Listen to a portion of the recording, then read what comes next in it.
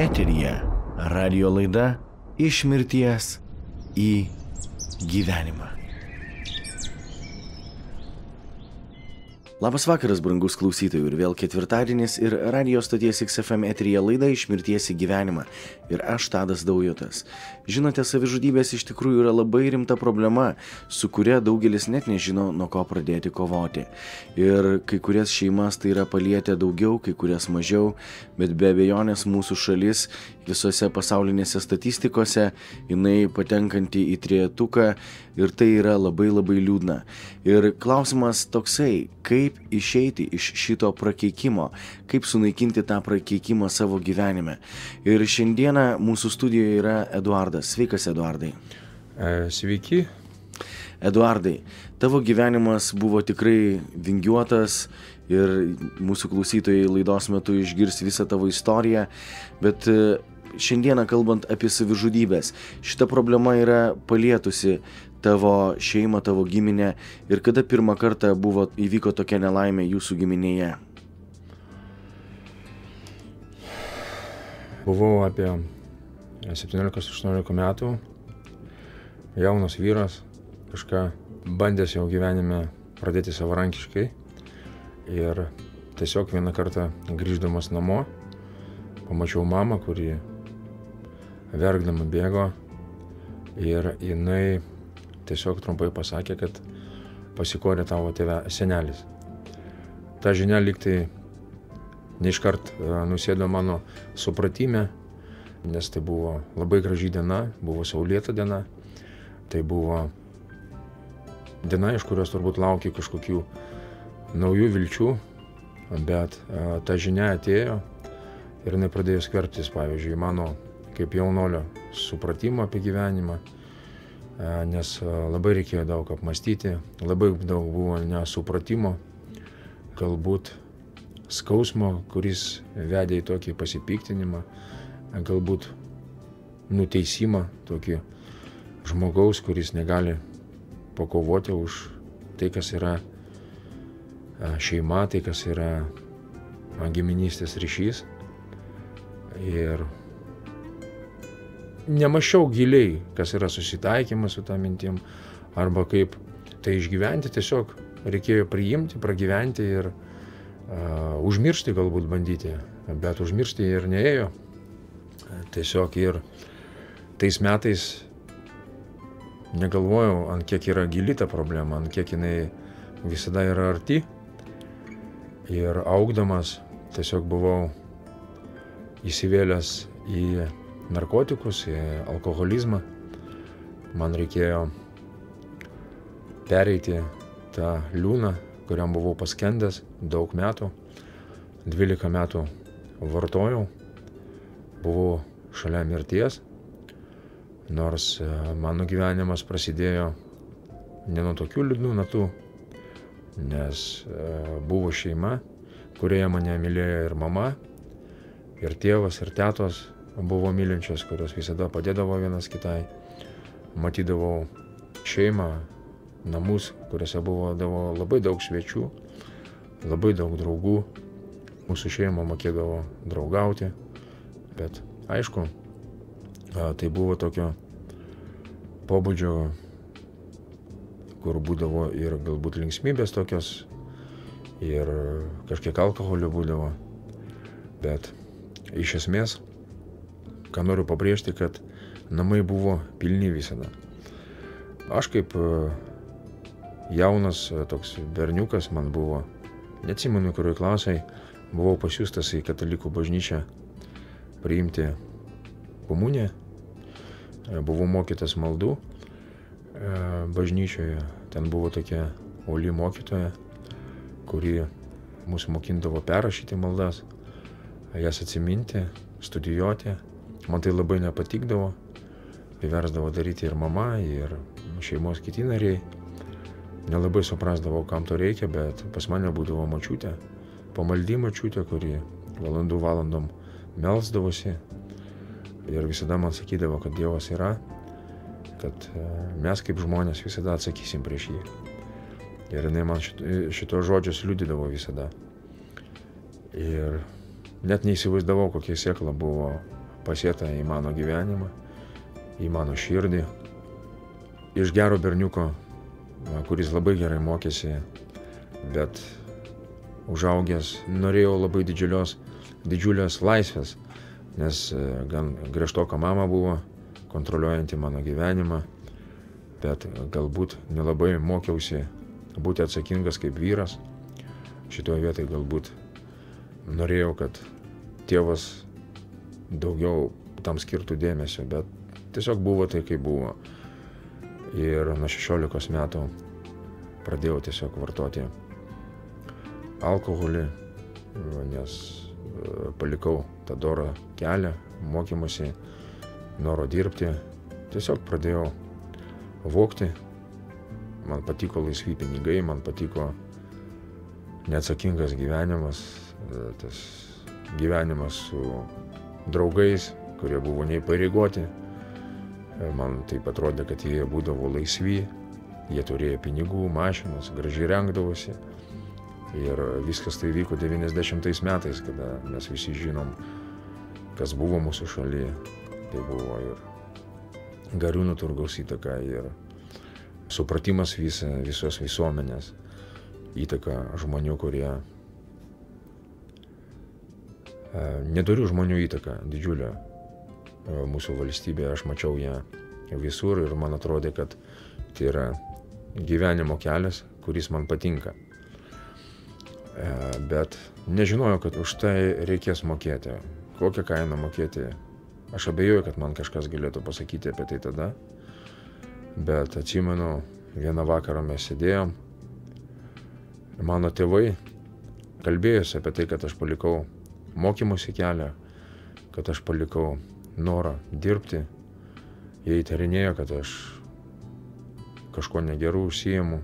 Ir jie matydavo, kad aš išgėrinėti pradėjau, atvirai ten rūkyti pradėjau, keiktis. Toks akivaizdus moralės žlugimas prasidėjo. Ir mano tėvas, atsimenu, pasodino mane ir man pasakė tokius žodžius, kad sako, žinai, už viską gyvenime reikės mokėti. Už viską, sako. Ir jisai pasakė tai labai su dideliu skausmu, galbūt kurį aš išgirdau, bet ignoravau, ir aš pasipiktinau jo žodžiais ir norėjau pasakyti, kad kodėl tu mane prakeikė, kodėl tu kalbi tokius dalykus, kurie man iš tiesų nepatiko, ir aš galvojau, kad būtent jo žodžiai nulems, kas bus mano gyvenime, bet aš nemąsčiau apie tai, kad mano pasirinkimai lems, kad ką aš sėsiu, tai ir pjausiu. Ir nepastebimai aš pradėjau pjauti nerimą, nemokėjimą susikaupti link kažko rimto. Aš pastebėjau, kad neišeina man klausytis tėvų, neišeina bendrauti su šeima. Viskas taip labai paviršutiniška. Ir kada jau prasidėjo narkotikai, pamačiau, kad palikau draugus, netgi tos, su kuriais bendraudavau. Pradėjau užduoti netgi savo gyvenimo pasirinktus principus. Tai mane labai slėgdavo, nors norėjau būti stiprus, norėjau pats savo pasakyti, kad viskas tai yra normalu, aš iš to išeisiu. Ir prasidėjo labai daug problemų dėl to. Bet atėjo laikas, kada aš pamačiau, kad problema antiek pasidarė svari, kad ją jau reikia kažkaip spręsti. Ir kitas žingsnis, tai buvo bandymas ją spręsti. Iš tikrųjų, ką pasėsi, tą ir pjausi, ir toks principas yra aprašytas Biblijoje, o apie tolimesnį Eduardo gyvenimą mes išgirsime jau po šios giesmės. Todėl, brangus klausytojai, likite su radijo stotimi XFM.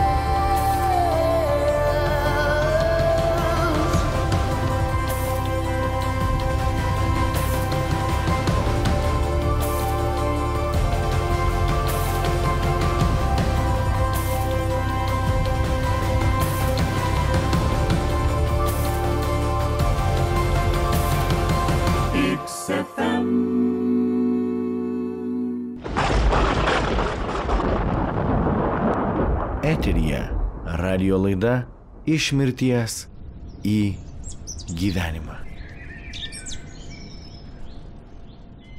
Grįžtame į radio stoties XFM studiją ir šiandieną su Eduardu kalbamės apie jo gyvenimą. Eduardai, įsitraukė į kriminalinę veiklą, pradėjo vartoti alkoholį, narkotikus. Kaip tavo gyvenimas toliau vystėsi? Pačių linksmybių galbūt buvo labai aišku, labai daug. Buvo labai daug tokio neįpareigojančio į nieką gyvenimo. Ir man labai įstrigo tas dalykas, kad lyg tai tu už nieką neturi atsakinėti, bet pabrėšiu dar vieną kartą, kad mano gyvenime buvau išgirdęs tos žodžius, kad už viską reikės atsakyti. Ir tai prakalbėjo mano tėvas, tai mane labai stipriai papiktino, bet gyvenimas yra toks. Ir atėjo momentas, kada jau buvau pasinėręs į alkoholio liūną, bandžiau gydytis nuo jo, bandžiau pripažinti savo problemą, bet man niekaip neišeidavo. Bandžiau gydytis narkologiniam centre, kalbėti su psichologais, kalbėjau su šeima, bet tai manęs nepaliesdavo, tai manęs neišlaisvindavo, tai tiesiog įpareigodavo kažką daryti, ko aš nemokėjau daryti, gyventi kitaip. O tokiose būsenose ar būdavo, kad susimastydavai apie savižudybę? Tada, kada dar vartodavau alkoholį ir kada pirmi kartai būdavo gydymosi, tai buvo galbūt toksai pasilinksminimo momentas. Tai buvo toksai labai paviršutiniškas momentas, bet pasakysiu vieną dalyką, kuris privertė mane susimastyti. Vieną kartą, kada aš ilgą laiką gėriau ir pabandžiau mesti gerti, pabandžiau susiimti į rankas, gulėjau lovoj svečiuose ir naktį tiesiog pramerkiau akis ir aš išgirdau balsą, kuris atėjo iš, nežinau, šviečiančios būtybės, galiu tai pasakyti, jeigu tai paprastai pabandyti įvertinti tai, ką pamačiau, kuris atnešė tokią žinią, kad jeigu tu gersi, tu mirsi. Ir viskas. Tai mane labai stipriai išgąsdino iš įvairių pusių. Aš pagalvojau, kad aš išprotėjau, arba tai, kas buvo pasakyta, iš tiesų gali išsipildyti. Bet jėgų nugalėti įvykius gyvenimo pas mane nebebuvo. Ir po alkoholizmo pas mane prasidėjo labai stiprus vartojimas narkotikų, jau stipresnių, tai buvo heroinas ir kokainas. Ir tie narkotikai suteikė man laisvę nuo alkoholizmo. Jie suteikė man euforiją, kad galima gyventi neapsvaigus. Aš galvojau, kad galiu tiesiog dalyvauti gyvenime ir man nereikia vartoti alkoholio. Jie patraukdavo iš manęs skausmą, patraukdavo tokią atsakomybės vėlgi jausmą.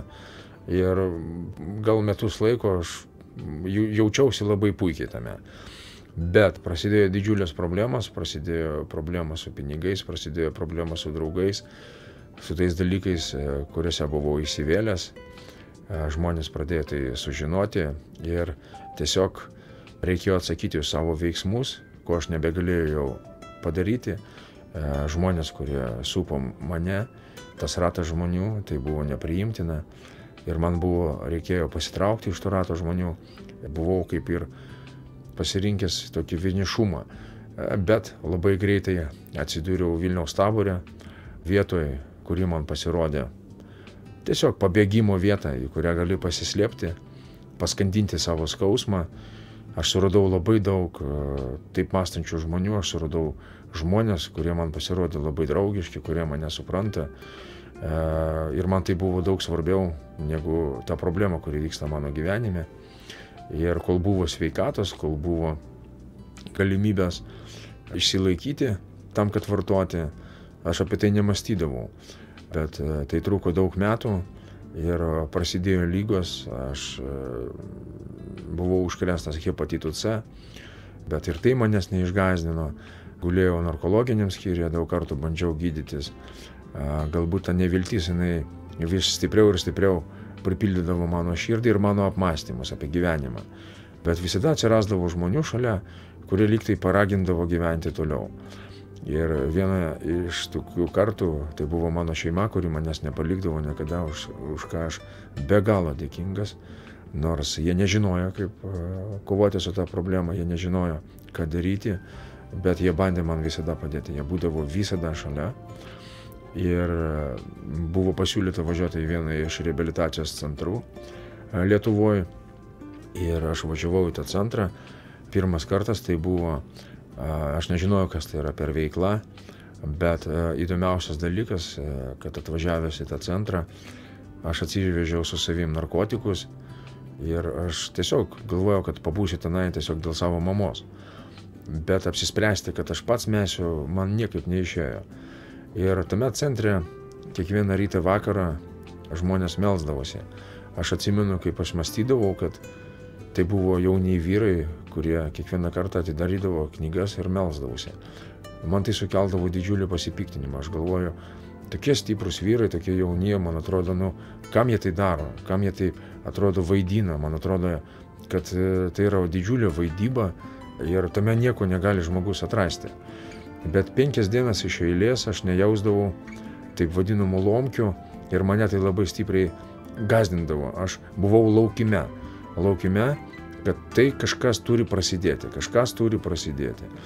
Ir tiesiog vieną kartą grįžęs su savo iš vieno tokių draugų į namelį, kuriame mes gyvendavom, mes išsiskirstėm per kambarius ir įvyko toksai momentas. Mes išsiskyrėm, aš pradėjau kūrenti pečiuką namelį ir ruošiausi miegui. Ir tai tokia labai stipri mintis, gal paimti ir nusižudyti. Jinai buvo labai stipri, jinai buvo labai tikinama ir kas baisiausia, kad jinai buvo tokia priimtina man. Jinai buvo priimtina, nes atrodė, kad tai išspręs mano problemas. Tai išspręs mano nevilties problemą, kuri labai stipriai spaudė, ir mano skausmo problemą. Mano gėdos problemą, mano pasimetimo problemą, mano vienišumo problemą, mano nemokėjimo gyventi problemą. Ir iš tiesų man tai pasirodė išeitim. Aš atsiguliau ant lovos ir pradėjau mąstyti.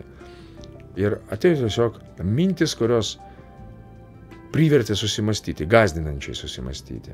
Bet kartu su to, ant mano krūtinės mane buvo užspaudęs tai, kas mane pradėjo dusinti. Aš pradėjau dusti ir tai pradėjo dusinti mane iki kaklo.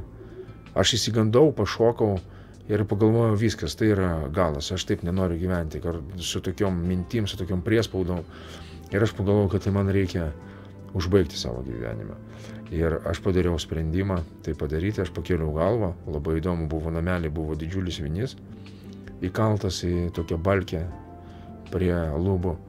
Ir kaip nekeista, ant kėdės gulėjo virvė. Ir aš taip pagalvoju, kaip įdomi, koks sutapimas. Tai kaip tik yra mano sprendimas. Tai yra paruošta. Ir aš pradėjau ruoštis tam. Bet aš pasakysiu, kad viduj turėjau didžiulę baimę. Baimę, kuri vertė mane greitai mąstyti. Bet pasakysiu, tokiu momentu ją įmanoma nugalėti, kas ir yra labai galbūt tai paradoksalu, bet ją įmanoma nugalėti. Jinai lyg tai verčia mąstyti ir daryti sprendimą teisingą linkme, bet mintis apie savižudybę yra daug stipresnės. Ir kaip susidūriau savo gyvenime ir su šeimos problema, aš matau, kad jos nugali baimę. Ir aš atsistojau ant kėdės, aš pradėjau ruošti savo virvę ir tuo momentu aš tiesiog pagalvojau apie tai, ką man kalbėjo močiutė. Kad Dievas yra ir už viską reikės atsakyti. Ir kada aš tai išgirdau, taip savo mintise, aš tiesiog galvojau, reikia, kaip pasakyti, persižegnuti, tokį apsidrausti. Galvoju, paskutinį tokią maldą padarysiu. Galvoju, Dieve, tu matai viską, bet aš labai atsiprašau už viską, ką aš esu padaręs gyvenime ir jeigu gali, man atleisk. Ir tik tai ištariau tos žodžius, jie buvo labai nuoširdus. Atrodo, kad aš Dievo nežinojau. Atrodo, kad aš visada žinojau, kad jisai yra, bet asmeniškai jo niekada nežinojau. Ir negalvojau, kad tai yra realybė žinoti Dievo. Negalvojau, kad tai yra realybė, kad jisai yra antiek artimas. Negalvojau, kad tai yra realybė, kad jisai kovoja žmogaus gyvenimą. Ir tuo momentu mano širdį iš vidaus, pasakysiu taip, iš vidaus pradėjo eiti energija, kuri pradėjo nugalėti mintis apie savižudybę. Tai mane privertė atsiklaupti ir, kaip ir sakiau, močiutė mokindavo mane maldų ir viena iš tų maldų buvo Tėve mūsų. Ir aš virša širdimi aš pradėjau kalbėti maldą Tėve mūsų. Kartu su ją mano mąstyme atsirado kažkoks filmas, kažkokias skaidrės pradėjo eiti. Jas buvo labai greitos, toks greitas filmas, greitų kadrų. Bet aš pamačiau, ką aš darau. Iš mano širdies išeina žodis atleisk, atleisk, atleisk, atleisk, atleisk, atleisk, atleisk. Filmas pradėjo lėtėti ir aš pamačiau, kad tai yra žmonės. Tai buvo žmonių nuotraukos, akimirkas, kurias buvo labai man stipriai pažįstamos. Tai buvo veidai pažįstamų ir nepažįstamų man žmonių. Ir aš supratau, kad tai buvo žmonės, prieš kuriuos aš nusikaltau. Tai buvo žmonės, kuriems aš atnešiau skausmą į tą gyvenimą. Ir tik tai tuo momentu aš supratau, kad tai buvo svarbu. Tai buvo svarbu ne tik tai jiems, bet ir asmeniškai man. Kad tai, kas vyko šiuo momentu, tai buvo tiesiog sąžinės ataskaita, kuri turėjo įvykti. Tiesiog turėjo įvykti mano gyvenime, jeigu aš norėčiau gyventi toliau. Bet aš apie tai tada nemąsčiau, tiesiog kuo nuoširdžiau bandžiau pasakyti atleisk. Vienas iš paskutinių nuotraukų, tai buvo nuotraukos mano artimųjų žmonių.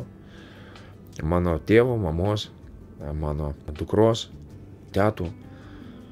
Ir pirmą kartą turėjau nuoširdumą pasakyti atleiskit. Kartu su to aš pradėjau jausti išlaisvinimą. Išlaisvinimą iš mano vidaus. Tos didžiulės kaltės, gėdos, kuri taip stipriai mane slegia visą gyvenimą. Nuo kurios aš bėgau, kurią bijojau pamatyti, pripažinti. Nežinojau, kaip su ją kovoti, nemokėjau. Ir galbūt tai buvo mano akise kaip vyro silpnybės momentas, kurį aš vengdavau. Nes aplinka, kuri mane mokydavo, jinai mokydavo, kad atsiprašinėti nereikia, verkti negalima. Silpna yra priimti visus žmonės, kad žmonės yra paskirstytos į kastos. Ir aš turėjau tai priimti, aš turėjau tom gyventi, nesusimastydavas. Tiesiog buvau tokio aplinkoje, kuri taip gyveno, kuri taip mąstė. Ir suprantu, kad šiai dienai žmonės, kurie yra papuolę į tokią aplinką, kur yra skirstomi žmonės, kur tu esi išaukštinamas, jie yra pavojai. Ir aš pažįstu labai daug tokių žmonių, tai buvęs mano draugai, kurie taip gyvena ir dabar. Bet aš žinau, kad jie susidurs su atpildu.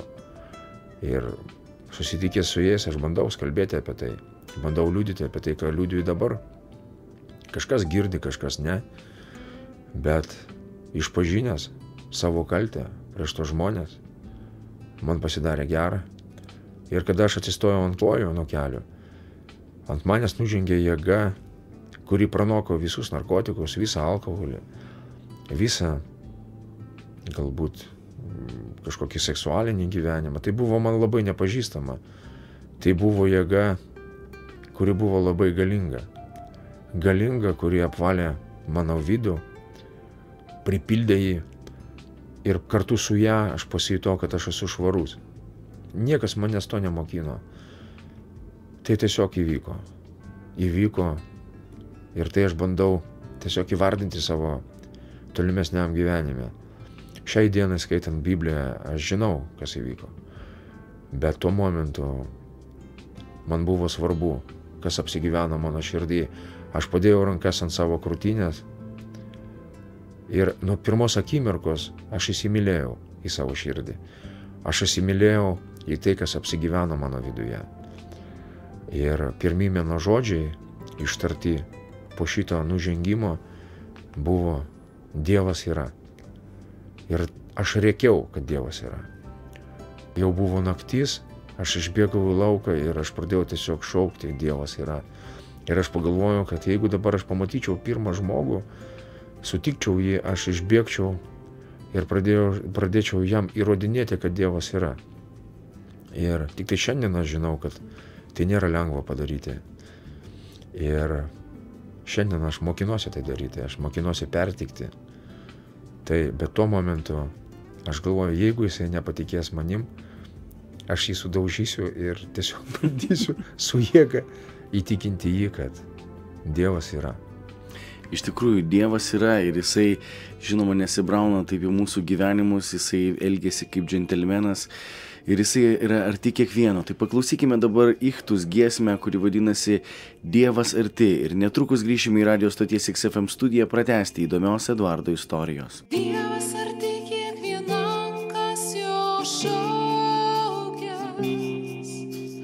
Dievas arti kiekvienam, kas jo šaukia. Dievas arti kiekvienam, kas jo šaukia.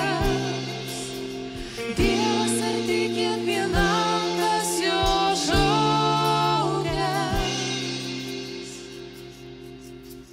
Noriu kasdien tave šlovint, tavąjį vardą trokštu garbinti amžiais.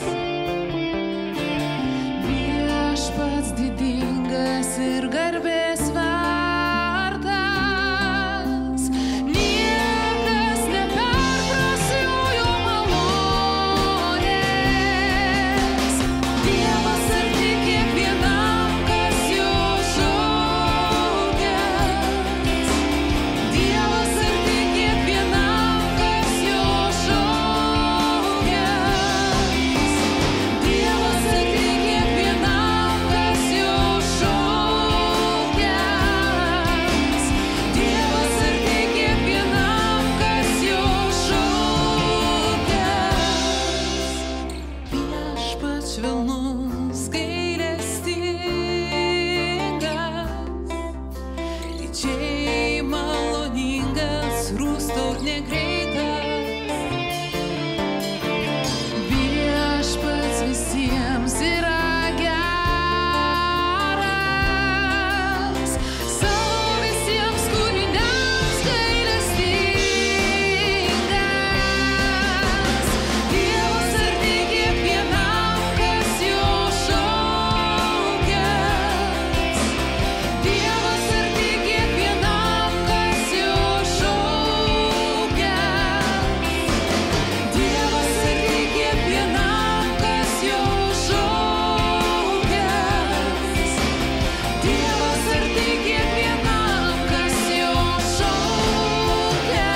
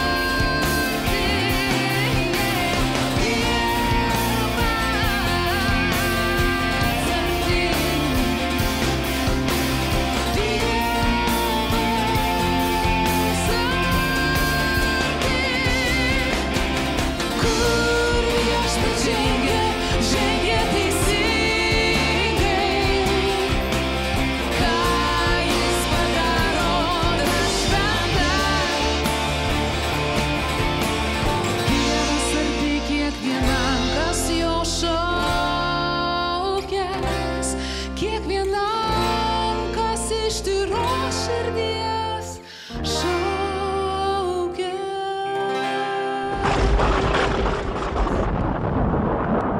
Eteryje radio laida Iš mirties į gyvenimą. Iš tiesų Dievas yra arti, šalia kiekvieno iš mūsų ir mums užtenka tik tai savo širdimi patikėti ir savo lūpomis jį pasikviesti. Ir jisai ateina, apgaubia, apkabina ir taip įvyko Eduardui tą akimirką, kuomet jisai buvo sumastęs nusižudyti, pasikarti, bet kažkaip Dievas prisilietė prie jo, tuo jo gyvenimo filmu, parodydamas jo praeitį ir iškeldamas vieną svarbę žinią, kad reikia atsiprašyti. Reikia atsiprašyti, jeigu kažką padarai gyvenime blogai, turi vis tik būti įvykdytas tas horizontalusis teisingumas tarp žmogaus ir žmogaus, kuomet tu turi atsiprašyti žmogaus. Ir be abejonės turi būti įvykdytas tas vertikalusis teisingumas, kuomet tu turi atsiprašyti Dievo. Ir jisai be abejonės atleidžia visas mūsų nuodėmes ir nuvalo mus, padaro mus skaisčius ir lengvus. Eduardai, tu išgyvenai kažką antgamtinio. Nei planavai tokio dalyko, nei tu kažkas tau ten kalbėjo, pasakojo ir tu išgyveni susitikimą su Dievu. Kaip toliau tęsiasi tavo gyvenimas? Norisi labai į tavo žodžius Tadai pasakyti amen, amen. Nes tada, kada tu padarai tą pirmą žingsnį, pripažindamas savo kaltę, pripažindamas prieš žmonės ir prieš Dievą, iš tiesų, kaip Kristus ir kalbėjo mums, kad atgailaukite ir tikėkite Evangeliją. Tai tie du žingsniai, jie yra nesusijami. Ir pirmas mano žingsnis buvo atgaila, į kurią Dievas atsakė savo malonės veikimu, pripildydamas mane šventosios dvasios. Bet įvyko vienas bet. Atsirado begalinis tikėjimas, kad su Dievu galima viską padaryti. Bet aš nežinojau Dievo žodžio, aš nežinojau, kaip eiti keliu, tikėjimo keliu. Ir po 2 savaičių pas mane įvyko atkritis, aš tiesiog pajutau tokią, nežinau, su Dievu visą galybę, galvojau, kad man jau nieko blogo negali atsitikti. Ir aš buvau labai sąžiningas tame, aš pats savo netgi negalėjau to paaiškinti, mane tai nešė. Aš netgi buvau įsitikinęs, kad Dievas mane išgydė iš hepatito C, nors tuo momentu nebuvo skelbėjų apie išgydymą ar dar kažkas. O reabilitacinis pats jisai buvo krikščioniškas, ar ne? Krikščioniškas, taip. Galbūt tai buvo tradicinis išpažinimas tikėjimo ir nebuvo žmonių, kurie labai drastiškai kalbėtų apie Dievo žodį. Daugiau buvo tokias nukreipta į pamaldas, skaitimas maldų, galbūt toks polinkis tokio dalyko. Ir mano kelias buvo su kritimais. Daug metų aš dar baščiausi miestuose, paleistuvavau, vėlgi narkotikus vartojau, gėriau alkoholį, bet aš pasakysiu, kad ta žinia manęs nepaliko. Su kuom aš nesusitikdavau, aš visiems kalbėdavau apie tai, kad Dievas yra. Ir aš kalbėdavau apie savo išgyvenimus. Aš negalėjau suprasti, kad tai labai kertasi su mano gyvenimu. Tiesiog buvau tikras, kad tai reikia kalbėti, kad tai, aš jutau, kad tai mane labai stipriai veža. Aš jutau, kad tai pripildo mano supratimą, verčia ieškoti kažko, bet vėlgi atėjo labai didelis nuovargis gyvenime, nuo neteisingo gyvenimo, neteisingų žingsnių, pasirinkimų, vėlgi nusikaltimų darymas, jisai vėl užgniaužė visą tai, ką aš nešiausi savo viduje ir vėl atvedė mane į beprasmybę. Bandžiau dar daug kartų gydytis, iš viso pas mane buvo 27 kartai gydytis ir jie visi buvo nesėkmingi. Bet vieną kartą tiesiog sėdėjau, mąsčiau, bet tuo laikotarpiu Dievas siųsdavo žmonės, tikėjimo žmonės, kurie iš tiesų buvo visada šalia manęs.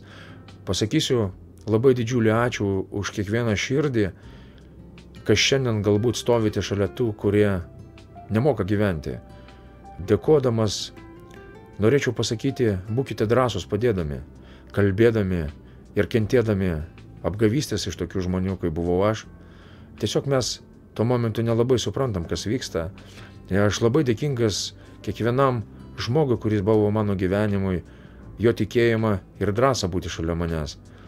Nes iš tiesų apgaudinėjau ir vagiau iš tų žmonių, kurie man padėdavo. Ir eidamas jau tikėjimo keliu, man Dievas davė šansus atsiprašyti. Atsiprašyti prieš tos žmonės, padėkoti jiems už tos liudijimus, kuriuos jie siedavo į mano gyvenimą. padėkoti už tos žmonės, kurie laistydavo mano gyvenimą. Bet tikrai Dievas augino savo sėklą, kuri apsigyveno mano širdyje. Ir atėjo momentas, kada aš papuoliau į reabilitacijos centrą, krikščionišką reabilitacijos centrą, kur buvo skelbiama Biblija, Evangelija. Ilgą laiką negalėjau galbūt suprasti žodžių, ilgą laiką negalėjau išgirsti šitų žodžių. Tiesiog vieną kartą pamokoje išgirdau šlovintoją, kuris liudėjo apie tai, kad jisai sėdėjo kalėjime 2 kartus už žmogžudystę ir jisai šlovino Dievą. Ir sėdėdamas rate tokių pačių žmonių, aš susimąsčiau. Žmogus padarė tokius žiaurius nusikaltimus mano akise, bet jisai yra paėmęs gitarą, šlovina Dievą. Jo viduje aš mačiau džiaugsmą. Žinau, kad vartodamas, gyvendamas gatvėje, tu tampi toks, galima pasakyti, psichologas. Gali įvertinti žmogaus būseną ir vertinti, ar jinai yra nuoširdį, ar žmogus bando kažkaip užsimesti kažką, arba meluoti. Kažkiek pradedi išmokti girdėti. Ir aš pamačiau, kad žmogus yra nuoširdus. Ir man tai pasidarė keista. Keista tai, kad jisai dainavo, kad jam yra atleista. Ir aš atsiminiau tas akimirkas, kuriuose aš gyvenau anksčiau, bet kartu su tom, darydamas daug nusikaltimų, aš vėl pajutau kaltę. Aš vėl užmiršau, kaip man ateiti į tą laisvę, į atleidimą, kuris išlaisvina žmogų. Ir po susirinkimo aš priėjau ir sakau, ką man padaryti, kad aš jaučiau tai, ką jauti tu. Aš bandau gydytis, aš bandau mokytis, žingsniuoti, daryti tai, ką mane mokina, bet tai manęs neišlaisvina. Ir jisai man pasakė, tau trūksta vieno dalyko. Aš sakau, ko? Atgailos. Aš sakau, kaip tai turi įvykti? Jisai pasakė, tavo gyvenimas yra baltas lapas. Ir viską, ką tu parašysi, yra blogi dalykai, kuriuos tu padarėjai. Ir aš vėl išgirdau ir aš atsiminiau tai. Aš atsiminau tai ir aš pagalvojau, kaip tai man padaryti. Aš atėjau į kambarį, pamačiau, kad nieko nėra kambarį ir su didžiulė baime aš norėjau paimti lapą ir pradėti rašyti. Man tai buvo labai daug įtarimų, aš galvoju, galbūt kažkur aplinkui yra vaizdo kamerų, kažkur yra pristatyta, kad sužinoti apie mano nusikaltimus, bet mano vidus troško laisvės, troško to atleidimo, kurio žmogus gyveno, tų šviesių akių, kurios buvo jo veide. Ir aš tiesiog atsisėdau prie stalo ir vėlgi pradėjau nuo išpažinties. Pradėjau atsiprašyti prieš Dievą jau už tai, ką aš padariau vėlgi, pakartodamas kažkokius nusikaltimus, savo pasirinkimus. Ir aš pradėjau verkt. Aš turėjau kaltę už mirusį žmogų, kuris mirė. Aš nešiausi per visą gyvenimą tą kaltę. Aš irgi nežinojau, kaip tos kalties atsikratyti, nors buvau išgyvenęs Dievo atleidimą. Bet mano supratimai mane nepaleisdavo. Ir tiesiog kambarį pasakiau Dievui, Dieve, jeigu tu gali, atleisk man. Ir vėl už mano nugaros nusileido kažkokia jėga, kuri privertė bijoti. Bijoti, suvokiant, kad nuo to sprendimo priklausys visas tavo gyvenimas. Aš supratau, kad tas sprendimas mano gyvenimui arba uždarys, arba atvers tolimesnį kelią, arba durys, galima pasakyti. Ir žinot, mano nuostabai, aš išgirdau žodžius, tau yra atleista. Šitos žodžius aš neišgirdau taip, kaip galbūt jūs dabar mane girdit. Šitie žodžiai nepraskalbėjo į mano protą, į mano ausis, jie praskambėjo į mano esybę. Jie praskambėjo į mano esybę, vėl išlaisvinant mane. Ir toliau aš dėkodamas Dievui už tą išlaisvinimą, kuris pradėjo vykti, kada vėl pradėjo trauktis gėda, kaltė, baimė gyventi, nežinojama kaip gyventi, atėjo įtvirtinamas į mano vidų. Ir dar vieną žodį, kurį aš išgirdau, tai buvo žodis atlikta. Jo prasmės aš nesupratau. Aš tiesiog jo nesupratau, nes aš nežinojau, kad tas žodis buvo parašytas. Aš nežinojau, kad tas žodis buvo praskambėjęs amžinybėje. Šiandien aš galvoju, kad tas žmogus, kuris išgirs žodį atlikta iš Jėzaus lūpų, iš jo dvasios, bus palaiminčiausias žmogus gyvenime. Ir aš galvoju, kad visos Biblijos centrinis žodis yra žodis atlikta. Tai galima pasakyti esybė mums žmonėms, kurie esam linkę nusikalsti, padaryti klaidas ir kažkaip pasimesti tame gyvenime, netgi tikėjimo kely. Ir kartu su tuom aš tiesiog supratau, kad vėlgi man suteiktas šansas gyventi ir mokytis. Ir aš labai panorėjau mokytis Jėzaus žodžių, mokytis jo mokymo. Supratau, kad tos gyvenimo filosofijos ir supratimai, kurie atėjo į mano gyvenimą, tai irgi buvo mokslas. Mokslas, kuris mane atvedė į nusivylimą. Mokslas, kuris turėjo pabaigą. Mokslas, kuris mane neišlaisvina, bet privertė vergauti. Vergauti, būti priešiškam savo sąžiniai, būti priešiškam tam gėriui, kuris gyvena mano širdį. Ir aš buvau tame mokyme nedrąsus daryti gerą. O Jėzaus mokymas atvėrė duris į laisvę daryti gerus darbus. Ačiū Dievui. Ir iš tikrųjų tai, ką Dievo sūnus išlaisvina, tas iš tiesų tampa laisvas. Ir apie Eduardo gyvenimą, naują gyvenimą Kristuje Jėzuje mes išgirsime jau po šios giesmės. Todėl, brangus klausytojai, likite su radijo stotimi XFM.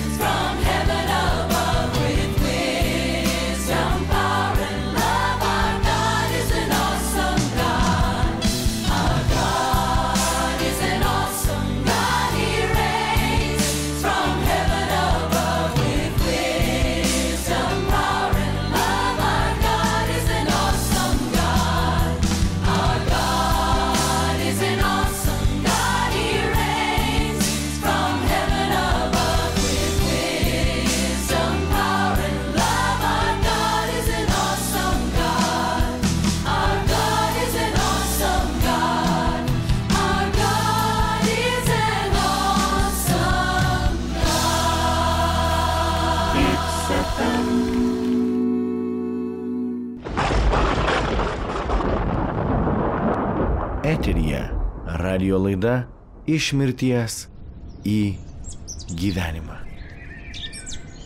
Grįžtame į radijo stoties XFM studiją ir šiandieną su Eduardu kalbamės apie jo gyvenimą.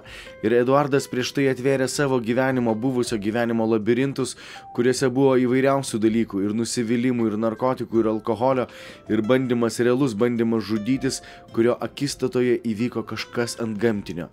Bet to neįvertinus tai buvo išbarstyta ir ačiū Dievui, kad praėjus kažkiek laiko Eduardo širdis atsivėrė ir jis priėmė išgelbėjimo žinią ir jo gyvenimas pasikeitė amžiams. Eduardai, šiandieną tu esi naujas žmogus, naujas kūrinys Kristuje Jėzuje. Kaip tu gyveni? Kas vyksta tavo gyvenime? Labai norėjau pabrėžti vieną labai svarbų momentą mano gyvenime. Nuo to paskutinio pripažinimo aš padariau sprendimą mokytis. Ir vėlgi norėčiau kiekvienai žmonių, kurie širdis šiandien dega mokyti, būti šalia tų, kurie dar nemoka gyventi, darykite tai, nes tai yra labai svarbu. Svarbu, kad būtų žmogus, kuris galėtų pamokyti, išeiti į situacijų, pamokyti Jėzaus Kristaus žodžio ir jo mokymo. Tikrai te laiminu jūs Dievas už tą darbą. Ir mano sprendimas buvo mokytis. Šiandien turiu žmonės, su kuriais bendrauju ir mokinuosi. Todėl, kad naujas gyvenimas man yra nepažįstamas. Jisai yra nepažįstamas, nes buvo bloga labai patirtis. Ir stoka patirties, kiek bendrystėje, kiek nuostatose, kiek sprendimuose, aš ją išgyvenu labai dažnai. Bet ačiū Dievui už jo malonę, už jo šventą dvasią, kurio padaro tokią širdį jautrę. Ir tame jautrume tai gulė atpažinti Dievo balsą, gali atpažinti jo mokymą, jo kryptį ir ačiū Dievui už malonę melstis, už tai, kad tu gali kreiptis ir prašyti pagalbos. Bet iš esmės supratau savo viduje, kad aš irgi noriu tapti žmogus, kuris padeda kitam žmogui. Tas noras buvo labai stiprus. Atsimenu, kada aš baigiau reabilitacijos centrą, tą paskutinį, aš išėjau į gatvę ir pagalvojau, aš nieko neturiu, aš nieko nemoku. Aš net nežinau, kaip sumaišyti cementą statybose, jeigu pagalbiniu eiti dirbti. Aš išsigandau atvažiavus į Vilnių, pamatyti save tokį mažą ir nemokantį. Bet maldoj Dievas prikėlė mano širdį vieną dalyką. Aš atsistojau, aš pasižiūrėjau į savo vidų ir aš supratau, aš turiu tave, Kristau. Aš turiu liudijimą apie tai, kad tu gali nugalėti problemą, tokį prakeikimą. Ir aš pasakiau, aš turiu kojas, aš turiu rankas, aš turiu galvą ir norą. Norą tarnauti. Ir tas sprendimas pradėjo mane vesti. Ir būdamas Vilniuje, mokinausi tiesiog dirbti, važiuodavo į statybas, mane priimdavo broliai tikėjime dirbti, jie mokindavo, turėdavo kantrybės, ačiū Dievui, už tai, kad jie pakeldavo mano nemokėjimą, suteikdavo galimybių, mokėdavo algą, bet po darbų aš visada bėgdavau į gatvę. Bėgdavau į gatvę sutikti kažką, kam aš galėčiau pasakyti kažkiek gerų žodžių. Ir kartu su to kartais padarydavau kažkokių buterbrodų, karstos arbatos, kavos, obuolių pririnkdavau, dar kažką. Ir tiesiog labai norėjau tuom dalintis. Ir tai buvo gera.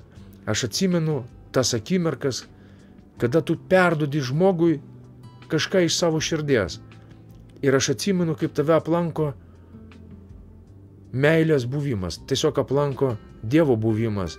Ir aš labai dažnai verkdavau kartu su tais žmonėmis, kurie sėdėdavo galbūt prie šiukšliadėzės arba Vilniaus stoty. Man patikdavo kalbėtis su Vilniaus prostitutėmis, man patikdavo traukti jas iš gatvės, vežti į reabilitacijos centrus. Ir pastebėjau, kad tai daryti vienam neįmanoma. Ir buvo gilus supratimas, kad žmogus turi priklausyti bažnyčiai. Tai nebuvo mokymas atneštas į mano gyvenimą, tai buvo iš vidaus. Aš žinojau, kad maldos gali padaryti didžiulį darbą, kad maldos yra galingos, kad jos išklauso Dievas ir Dievas iš savo malonės padeda žmogui. Ir tiesiog pradėjau traukti žmonės į gatvės, į bažnyčias. Pradėjau traukti, vežioti į tas bažnyčias, kurios yra Vilniaus mieste. Ir kiekvieną kartą sėdėdamas šalia tų žmonių aš laukiau kvietimo į priekį. Laukiau kvietimo prie kryžiaus. Tada, kada pamokslininkas arba pastorius pasakys, kas dar nepažįsta Jėzaus, ateik. Ateik ir kvieskis. Ateik ir mes kartu melsimės jo malonės tavo gyvenimui. Ir tas akimirkos man buvo svarbiausios. Svarbiausias, nes aš žinojau, kad tik tai jis, jeigu palies širdį, gali išlaisvinti žmogų. Tik tai jo meilė gali prikelti žmogų į gyvenimą ir suteikti drąsos pakelti savo praeitį, išsilaisvinti iš jos. Tai buvo mano tarnystės pradžia. Nežinau, mane pradėjo kviesti žmonės dirbti reabilitacijos centruose ir man tai patiko, man patiko atlikti pagalbinius darbus, dalintis žodžių, maldomis, liudijimais. Tai pradėjo praplėsti mano širdį. Ir didžiausias turbūt džiaugsmas šiandien matyti tos vaisius, pamatyti žmonės, kurie atsistojo, pamatyti juos sveikius. Ir pavyzdžiui, kada vyksta kažkokios religinės šventės mūsų šaly, aš visada atsiklaupiu ir sakau, Dieve, palaimink tu mane, pasveikink tu mane. Ir labai dažnai aš sulaukiu skambučių iš kalėjimo, iš užsienio, atrandu žinutę savo telefone, kur yra labai paprasti žodžiai. Ačiū tau už tai, kad tu kalbėjai. Ačiū tau už tai, kad tu darai. Nes per metus laiko, pavyzdžiui, nuo kalėdų iki kalėdo yra darbas, kurio galbūt tu nepastebi ir netgi pats, kaip žmogus, tu negali jo įvertinti. Įvertinti, nes labai daug nesėkmių. Atrodo taip. Atrodo, kad padarai labai daug to, ko nereikėtų daryti. Atrodo, kad tai, kad tu kalbi, nepasiekia žmonių širdis. Bet aš suprantu apaštalą Paulių, kuris kalbėjo, kalbėk laiku ir nelaiku. Ir tu nežinosi iš tiesų, kur bus pasieta ta sėkla. Tiesiog nežinosi. Mes turim tai daryti su didžiulė viltimi, mes turim tai daryti su tikėjimu. Ir Dievas iš tiesų mums leis pasidžiaugti tais vaisiais, leis pasidžiaugti liudijimais apie tai, kad žmonių gyvenimai keičiasi, nes keičia jos Dievas. Tai jeigu kalbant šiandien apie mano tarnystę, buvau pakviestas statyti reabilitacijos centrą, kuris yra Šilutėje, jisai vadinasi Taikos kelias. Į jį pakvietė mane mano draugas Andriejus, kuris irgi perėjo tą kelią, sunkų kelią nuo miesto šiukšliadėžių iki reabilitacijos centro įkūrėjo. Žinau, kad tas darbas yra labai sunkus pradėti nuo nulio. Žinau, kad pakviesti žmonės pas save ir prisiimti atsakomybę tai daryti irgi nėra lengvas sprendimas, nes tame yra labai daug aukos. Aukos, kuri liečia tavo širdies gelmes, kuri apvalo mūsų širdis. Ir aš supratau, kad gailestingumo darbas reikalingas iš tiesų ne tiek tiems, kuriems mes jos darome, bet be abejonės, kad jisai reikalingas. Bet jisai reikalingas pačiai bažnyčiai. Tada, kada tu teiki gailestingumą kažkam, gailestingumas apvalo tave. Gailestingumas pripildo tavo širdį. Tu gali gyventi toj Dievo palaimoj. Ir kada Kristus kalbėjo apie Samarietę, man ta patarlė yra labai pranašiška visai bažnyčiai, pranašiška mano širdžiai, kad eidamas keliu, tikėjimo keliu, tu gali būti tas, kuris sustos, pamatys žmogaus skausmą, pamatys žmogų, kuris kenčia nuo kažko. O gali būti tas, kuris tiesiog persikyti gatavę pusę ir išeis. Gali būti tas, kuris nepastebimai, vesdamas galbūt labai gerų motyvų, bėgdamas į bažnyčią, bėgdamas kažką padaryti dėl savo galbūt šeimos, dėl savo draugų. Ir tai geri motyvai. Bet tu taip ir negali pastebėti galbūt šalia žmogaus, kuris iš tiesų guli ir kenčia. Ir aš galvoju, ta patarlė įkvepia mano širdį budėti. Budėti ir stengtis pamatyti žmogų, surasti jį.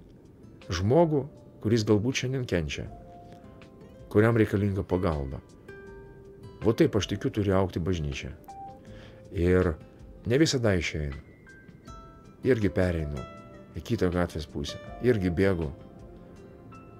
Dažnai maldoj pamatau, kad Dievas klausia, kodėl? Kodėl? Kodėl dingsta tas jautrumas, kodėl tave užgožia kiti dalykai? Tenka atgailauti, tenka prašyti atleidimo ir bandyti atstatyti tą nuostatą širdies. Mūsų tarnavimo principas irgi, mes patys važiuojam į gatvę, patys renkam žmonės ir paimam juos nuo nulio. Nuo bažnyčių, nuo gatvių, pūnančius, su žaizdom, su utelėm, netgi darančius į savo kelnes. Tu matai, kad žmogus stovėjo šalia mirties. Bet kada tu pakeli savo žvilgsnį į dangų, kada tu pakeli į nukryžiuotą Jėzų Kristų savo žvilgsnį, tu matai, kad jisai yra pilnas vilties, jisai pilnas ryžto padėti šitam žmogui. Jisai yra pilnas tikėjimo, kurį jisai įkvėpia į mano širdį ir mano draugų širdį, kad mes tai padarysim. Mes stengsimės pakelti tą žmogų. Padarysim viską, kas yra įmanoma, kad jam padėti atsistoti. Aišku, skelbiam Jėzaus Kristaus Evangeliją, skelbiam ir bandom mokyti žmogų gyventi kitaip. Tas mano įsipareigojimas tarnystės taikos kely, jisai yra dar jaunas. Aš tarnauju tenai tik tai 3 metus. Suprantu, kad mes mokinomės tai daryti tai mokinomės komandiniam darbe, kas nėra irgi lengva. Kada tu tarnauji vienas, tai yra viena, bet tada, kada reikia apjungti jėgas, apjungti judėjimo kryptį ir tapti vienminčiu, tai irgi yra užduotis, iššūkis širdžiai ir tikėjimui. Ir labai dažnai atveriu apaštalos Paulius žodžius: būkite vienminčiai, Galvoju, Dieve, žinau, kad tu neragintum, jeigu mes to negalėtume padaryti. Ir tu ieškai to, ko nori šventoji dvasia, ieškai to, ko nori Viešpats. Ir ačiū Dievui už tai, kad Jisai nepalieka, pamokina, suteikia stiprybės ir tikėjimo tai daryti. Iš tiesų, esu palaimintas, tarnaudamas kitam žmogui. Esu palaimintas, nes kai tik tai apleidžiu tą nuostatą, mane užgožia nusivylimas, nusiminimas, egocentrizmas, kuris tiesiog uždaro mano širdį. Ir aš jaučiu, kad aš pradedu iš vidaus pūti. Tai būna išreikšta nepasitenkinimu, murmėjimu, dar kažkom. Bet kada tu iš ryto atsikeli, garbindamas ir šlovinamas Dievą, kada tu iš ryto padarai apsisprendimą, aš esu tarnas. Tarnas, kuris laukia savo tarnystės. Tarnas, kuris laukia iš Dievo nurodymo. 100% tas apsisprendimas palaimino mane ir mano gyvenimą. Ačiū Dievui ir aš net nebejoju, kad daug palaiminčiau yra duoti negu gauti ir kuomet tu tarnauji kitam, tu atiduodi jiem visą savo širdį ir tai yra nuostabu. Eduardai, aš klausau ir tikrai esu palaimintas ta istorija tavo gyvenimo keliu ir patirtimi ir kaip Viešpats pervedė tave iš mirties į gyvenimą, tai yra didelis stebuklas. Ir aš nuoširdžiai dėkoju, kad tu šiandien apsilankei pas mus radijo studijoje ir linkiu tau visokiojopos sėkmės tarnystėje. O jūs, brangus klausytojai, aš noriu paraginti prisidėti prie to Dievo darbo, kurį daro Eduardas su bendraminčiais reabilitacijos centre Taikos kelias. Eduardai, kokiu telefono numeriu žmonės paskambinę galėtų susisiekti su jumis? Aš palieku savo asmeninį telefono numerį, tai yra 86 83 62 466. Taigi, būtinai susisiekite, jeigu norite prisidėti ir žinoma, jeigu jūsų aplinkoje yra tokių žmonių, kuriems reikalinga profesionali pagalba ir pagalba iš tikinčių žmonių, aš tikrai tikiu, kad tai yra viena iš tų vietų, kurioje tie žmonės bus palaiminti bei galės atsistoti ant kojų. Na, mūsų laida jau šiandieną baigėsi ir Eduardai, aš tikrai nuoširdžiai dėkoju, kad Viešpats tave atvedė šiandieną. Mes net neplanavom šito susitikimo, bet Dievas buvo suplanavęs. Ačiū tau, kad atvykai. Ačiū, mėlyjei klausytojai, tai laimino Jis Dievas. Taigi, brangus klausytojai, aš noriu Jums priminti, kad radijo laidų iš mirties į gyvenimą archyvą Jūs galite rasti interneto svetainėse xfm.lt bei dievovaikai.lt. Taipogi atsidarę YouTube svetainę paieškokite kanalo Iš mirties į gyvenimą ir tenais rasite visas mūsų radijo laidas. Na, o aš su Jumis atsisveikinu iki kito ketvirtadienio ir nuoširdžiai dėkoju, kad Jūs palaikote šitą tarnystę maldomis bei finansinėmis aukomis. Mums tai yra be galo brangu ir be jūsų paramos šita laida negalėtų įvykti. Taigi aš atsisveikinu su Jumis iki kito ketvirtadienio, o noriu priminti, kad laidų kartojimai vyksta sekmadieniais 17 val. Būkite palaiminti. Sudie.